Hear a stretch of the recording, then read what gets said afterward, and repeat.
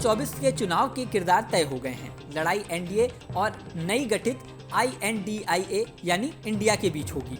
जहां बीजेपी की अगुवाई वाली एनडीए में 38 छोटे बड़े दल हैं, तो वहीं कांग्रेस समेत 28 दलों के साथ आने से विपक्षी गठबंधन INDIA यानी इंडिया बना है।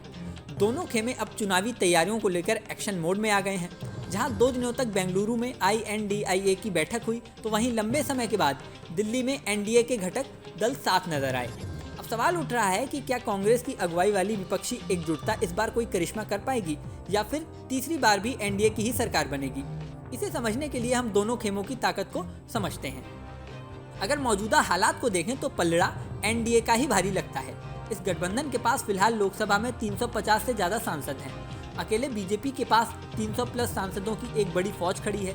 1984 के बाद पहली बार 2019 में किसी सिंगल पार्टी के पास इतना बड़ा मैंडेट मिला था। शिवसेना शिंदे गुट के पास 12 सांसद हैं। पशुपति कुमार पारस वाली एलजेपी के पास 6, जबकि चिराग पासवान वाली एलजेपी के पास 1 सांसद है। अपना दल सोनेलाल के पास लोकसभा में 2 सांसद हैं, तो वही AJSU, AIADMK, SKM, NPP, NPF, NDPP, IMK-MK और MNF के पास 1-1 सांसद हैं।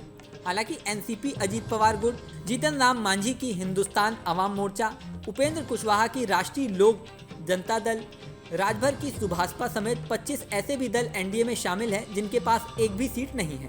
हालांकि ये क्षेत्रीय पार्टियां बीजेपी के लिए फायदे का सौदा साबित हो सकती हैं। अपने अपने राज्यों में एक खास वोट बैंक पर इनकी अच्छी पकड़ है। सिर्फ उत्तर प्रदेश और बिहार की लोकसभा में 120 यानी करीब 22% सीटें आती हैं। जिसने इन 2 राज्यों में बाजी मान ली, दिल्ली की सत्ता पर वही बैठता है। ऐसे में बिना किसी सांसद वाले सहयोगी भी बीजेपी को बड़ा फायदा दे सकते हैं। हालांकि नीतीश कुमार, उद्धव ठाकरे और सुखबीर सिंह बादल जैसे सहयोगियों से अलग होने का नुकसान भी बीजेपी को हो सकता है। अब बात विपक्षी गठबंधन INDIA यानी इंडिया की कर लेते हैं। विपक्ष के पास एनडीए की आधी ताकत भी नहीं है। INDIA वाले गुट के पास करीब 150 सांसद हैं, जिनमें सबसे ज्यादा 49 सांसद कांग्रेस के पास हैं। दूसरे नंबर पर स्टालिन की DMK है, जिसके पास लोकसभा में 23 सांसद हैं। ममता बनर्जी की तृणमूल के पास 22 तो नीतीश कुमार की JDU के पास 16 लोकसभा सीटें हैं।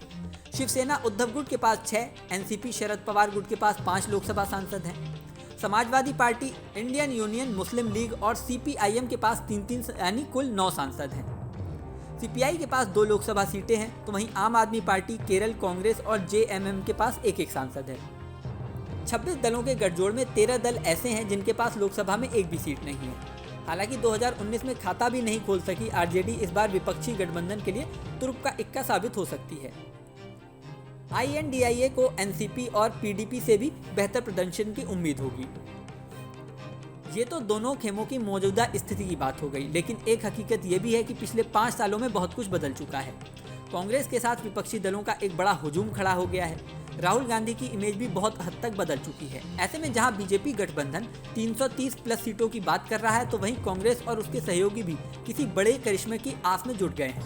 निश्चित है 2024 की लड़ाई बड़ी होगी। इस वीडियो में फिलहाल इतना ही। जल्दी नया वीडियो लेकर आपके सामने फिर आएंगे। बने रहें न्यूज़ नेशन पर।